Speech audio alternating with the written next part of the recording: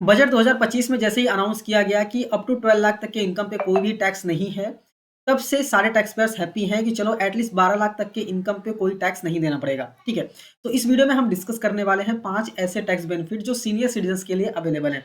तो वीडियो को स्टार्ट करें इससे पहले अगर आप चैनल पर नए हैं, चैनल को सब्सक्राइब कीजिए और बेल आइकन प्रेस करना मत भूलिएगा, क्योंकि हम ऐसी ही वीडियोस आप तक लाते रहते हैं। ठीक है, तो आइए वीडियो को स्टार्ट करते हैं। पहला पॉइंट यही है कि अप टू 12 लाख तक आपको कोई भी टैक्स नहीं देना है अंडर न्यू टैक्स रेजिम। ठीक है, और क्यों नहीं देना है? क्योंकि यहाँ पे रिबेट काम करता है और रिबेट की वजह से आपको टैक्स में डिस्काउंट मिल जाता है, मतलब टैक्स में रिबेट मिल जाता है। ठीक है, अभी रिबेट का अमाउंट क्या है, हालांकि मैंने मेरे प्रीवियस वीडियो में भी बताया है, बट यहाँ मैं आपको शॉर्ट में बता देता हूँ कि अगर आप यहाँ पे देखेंगे तो 4 से 8 लाख पे यहाँ पे 5% है। ठीक है, तो यहाँ पे टैक्स कैलकुलेट करेंगे तो 20,000 आता है। इसके बाद 8 लाख से 12 लाख के बीच 10% है, मतलब 40,000 आता है। 20,000 प्लस 40,000 इक्वल टू 60,000। ठीक है, तो 60,000 तक का आपको रिबेट मिल जाता है अंडर सेक्शन 87A, जिसकी वजह से आपको अप टू 12 लाख तक कोई भी टैक्स नहीं देना है। ठीक है, अभी यहाँ पे जो 87A का रिबेट है वो बेसिकली आपको स्पेशल रेट ऑफ इनकम पे नहीं मिलेगा। जैसे अगर आपको कैपिटल गेन्स हुआ है और आपकी इनकम 12 लाख से कम भी है, तब भी कैपिटल गेन वाला जो पोर्शन है उस पर जितना भी टैक्स बनता है वो आपको पे करना पड़ेगा। ठीक है, अगर लॉटरी विनिंग है आपके पास तो लॉटरी विनिंग पे भी जो टैक्सेस बनते हैं वो आपको पे करने पड़ेंगे, वहां पे रिबेट काम नहीं करता है। ठीक है, तो ये चीजें आपको ध्यान में रखनी है। और स्टैंडर्ड डिडक्शन भी अगर देखें तो सैलरीड और पेंशन इनकम दोनों के लिए 75,000 आपको मिल जाता है। तो अगर आप सैलरीड पर्सन है या फिर आपके पास पेंशन इनकम आता है तो आपको 12,75,000 तक पे कोई भी टैक्स नहीं आएगा, क्योंकि 75,000 का आपको स्टैंडर्ड डिडक्शन मिल जाएगा और उसके बाद आपको रिबेट मिल जाएगा। ठीक है, इससे इम्पैक्ट क्या हो गया, इससे इम्पैक्ट ये होने वाला है कि ये न्यू टैक्स सिस्टम ज़्यादा अट्रैक्टिव हो जाएगा सीनियर सिटीजन के लिए स्पेसिफिकली, क्योंकि जो पेंशनर्स इनकम होते हैं, ठीक है, जो पेंशनर्स वाले पर्सन होते हैं उनके पास ज़्यादा कुछ डिडक्शंस होता नहीं है, तो ओल्ड टैक्स सिस्टम में उनको जाने की जरूरत नहीं है, सीधा न्यू टैक्स सिस्टम में ही उनको पूरा डिडक्शन वगैरह मिल जाता है, मतलब टैक्सेस नहीं लगते हैं और ज़्यादा से ज़्यादा पैसा हैंड मतलब हाथ में आपको देखने को मिल जाएगा। ठीक है, तो ये एक बेनिफिट है। दूसरा बेनिफिट अगर हम यहाँ पे बात करें, दूसरा बेनिफिट बेनिफिट यहाँ पे है higher TDS exemption limit on interest income. ठीक है, अगर आप एक सीनियर सिटीजन है तो आपने देखा होगा कि अगर आपका इनकम 50,000 से ऊपर जाता है इंटरेस्ट इनकम, आपने एफडी वगैरह किया हुआ है, क्योंकि सीनियर सिटीजन मोस्टली एफडीज करके रखते हैं। ठीक है, तो अगर आपने एफडी किया हुआ है और एफडी पे आपको 50,000 से ज़्यादा का इंटरेस्ट अगर बनता है तो उस पर बैंक जो है वो टीडीएस काट लेती है। ठीक है, तो उसके लिमिट को अभी बढ़ा दिया गया है और बढ़ा के उसको 1 लाख रुपए कर दिया गया है। ठीक है, मतलब अगर आपने एफडी रखा हुआ है और एफडी पे आपको 1 लाख तक भी इनकम होता है, इंटरेस्ट इनकम होता है, तो उस पर कोई भी टीडीएस बैंक नहीं काटेगा। 1 लाख के ऊपर अमाउंट जाएगा तो ही उस पर जो है बैंक जो है वो टीडीएस काटेगा। इससे इम्पैक्ट ये होने वाला है कि अब आपके हाथ में जो इंटरेस्ट इनकम होगा, 1 लाख से कम अगर इंटरेस्ट होता है तो पूरा का पूरा इंटरेस्ट ही आपको मिल जाएगा, उस पर कोई भी टीडीएस कट नहीं होगा। टीडीएस कट होने से ये होता है कि कुछ पैसे जो है वो ब्लॉक हो जाते हैं। ठीक है, उसके बाद आपको क्या करना पड़ता है, आपको आईटीआर फाइल करना पड़ता है और अगर टीडीएस रिफंड बनता है तो आपको टीडीएस रिफंड लेना पड़ता है। ठीक है, तो यहाँ पे ये बेनिफिट ये हो जाता है कि आपका जो 1 लाख रुपए तक पे जो टीडीएस कटता था वो बेसिकली ब्लॉक नहीं होगा और वो आपको इन हैंड में जो है वो मिल जाएगा।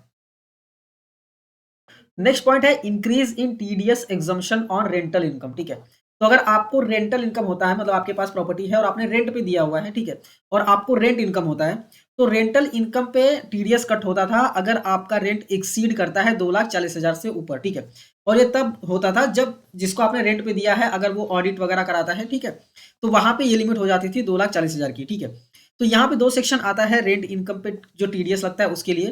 पहला है 194I और दूसरा है 194IB। ठीक है, जो 194IB है उसमें लिमिट पहले से ही 6 लाख रुपए थी ईयरली। ठीक है, 50,000 पर मंथ।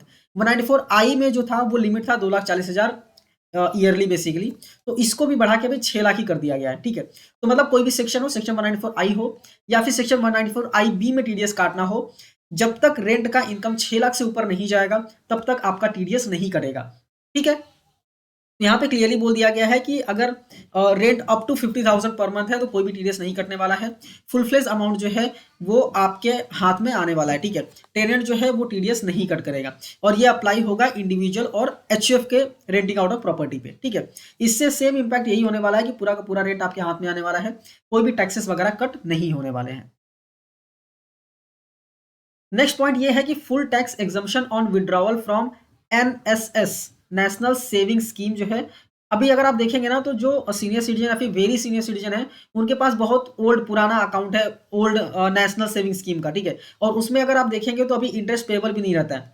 ठीक है। तो अभी इसमें प्रपोज क्या किया गया है बजट में ये बोला गया है कि इसमें अगर आप विड्रॉ करते हैं तो उसमें आपको पूरा एग्जम्पशन मिलेगा, ठीक है। जब भी आप विड्रॉ करेंगे और अगर आपने विड्रॉ किया है 29 अगस्त 2024 के बाद, तो आप एनएसएस पूरा पूरा विड्रॉ कर लीजिए, कोई दिक्कत नहीं है। उसमें कोई भी टैक्सेस वगैरह नहीं लगने वाले हैं, ठीक है।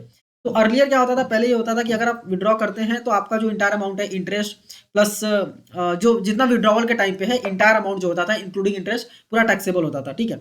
तो अभी जो नया रूल आया हुआ है वो इफेक्ट हो रहा है 29 अगस्त 2024 से, मतलब 29 अगस्त 2024 के बाद अगर आप विड्रॉ करते हैं NSS deposits, principal plus interest अभी पूरा फुल्ली एग्जम्प्ट होगा, ठीक है। ठीक है, और अगर आपका लीगल हेयर जो है अगर वो भी विड्रॉ करता है, ठीक है, तो अगर डिपॉजिटर्स के डेथ के बाद, तो फिर वो भी पूरा फुल्ली जो है फुल्ली एग्जम्प्ट होने वाला है।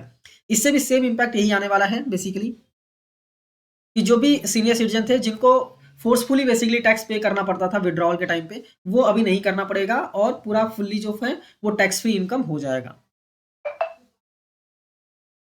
नेक्स्ट है स्टैंडर्ड डिडक्शन ऑफ 75,000। जैसा कि मैंने बताया कि सैलरी इनकम, चूंकि पेंशन इनकम जो होता है ना, उसको आईटीआर में सैलरी इनकम की तरह ही ट्रीट किया जाता है, ठीक है। तो सैलरी इनकम हो या फिर पेंशन इनकम हो, आपको 75,000 का जो स्टैंडर्ड डिडक्शन है वो आपको मिलेगा ही मिलेगा न्यू टैक्स रेजिम में। ओल्ड टैक्स रेजिम में कोई भी चेंजेस नहीं किया गया। अगर आप ओल्ड टैक्स रेजिम में जाते हैं तो 50,000 का स्टैंडर्ड डिडक्शन मिलता है, बट न्यू टैक्स रेजिम में आपको 75,000 तक का डिडक्शन जो है स्टैंडर्ड डिडक्शन मिल जाएगा, अगर आपका पेंशन इनकम है तो भी, ठीक है। नेक्स्ट ओल्ड टैक्सेजम की अगर हम बात करें तो ओल्ड टैक्सेजम में कोई भी चेंजेस नहीं किया गया है। जैसे कि इंटरेस्ट इनकम में 50,000 का ही डिडक्शन अभी भी मिल रहा है। एटीडी में इंश्योरेंस का जो प्रीमियम है अप टू 50,000 ही आपको यहाँ पर डिडक्शन मिलेगा, ठीक है। एटीडीडीबी में जो मेडिकल ट्रीटमेंट का स्पेसिफाइड डिसीज के लिए है वो भी अप टू 1 लाख रुपीज ही है।